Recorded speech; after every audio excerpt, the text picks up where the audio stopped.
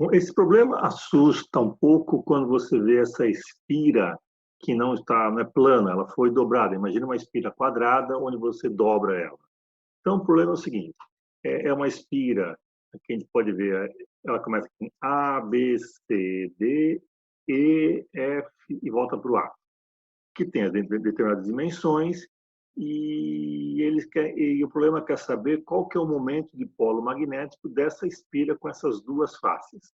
Mas o problema também dá uma dica interessante. Imagine que as correntes iguais e opostas nesse segmento AD. Então, imagine o seguinte: você tem duas espiras, uma espira ABCDA, onde a corrente flui nesse sentido que eu vou chamar aqui de horário, e uma outra espira ADEFA, cuja corrente é percorrida aqui nesse sentido indicado. Então, nesse trecho AD, numa espira, a corrente vem de D para A, essa espira, vamos dizer assim, plana, aqui no plano XY. E na outra espira, a corrente vai de A para D. Então, quando você junta o efeito dessas duas, vamos dizer, meia espira, o efeito dessa corrente em AD ou em DA desaparece. Então, essa dica de você imaginar essas duas espiras retangulares faz com que o problema se torne fácil. Você pode calcular o momento de polo magnético, vou chamar aqui de Mi1, de uma das espiras, e de Mi2 da outra das espiras. Como elas estão descritas, os momentos estão descritos de forma vetorial, basta ao final somar esses vetores.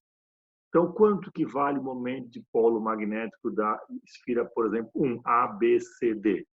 Nada mais do que I vezes o número de espiras, aqui é uma volta só, então vezes 1, multiplicado pela área, que é o segmento AB, multiplicado pelo segmento BC, que são dados do problema.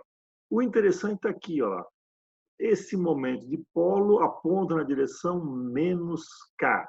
Da onde vem isso? Então, vamos usar a regra da mão direita. Então, se você colocar os dedos no sentido da corrente, então, no sentido de A, B, C e fechando para D, o polegar aponta para baixo. Como o plano é o plano XY, então esse momento de polo aponta na direção menos K. Para outra espira, A, que vem de, vamos dizer assim, vamos chamar de ADEFA,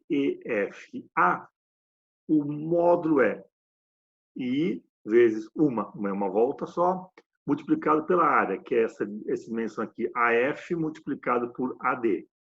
Em qual direção aponta o momento de polo magnético?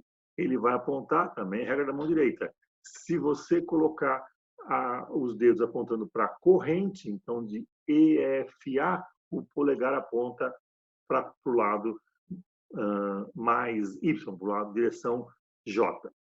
Então, fazendo os cálculos, nós temos esse é o momento de polo da primeira espira e esse é da segunda espira.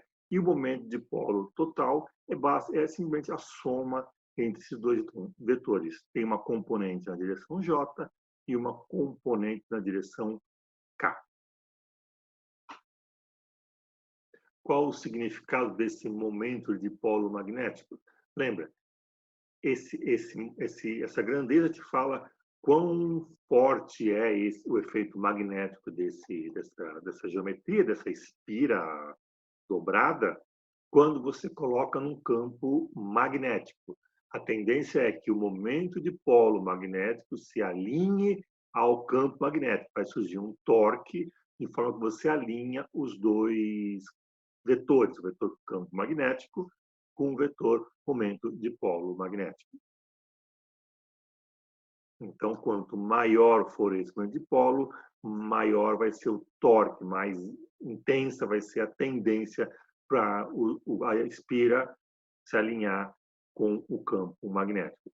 Repara que, nesse caso, o vetor μ não aponta simplesmente para normal aquela área, porque essa é uma espira dobrada. Então,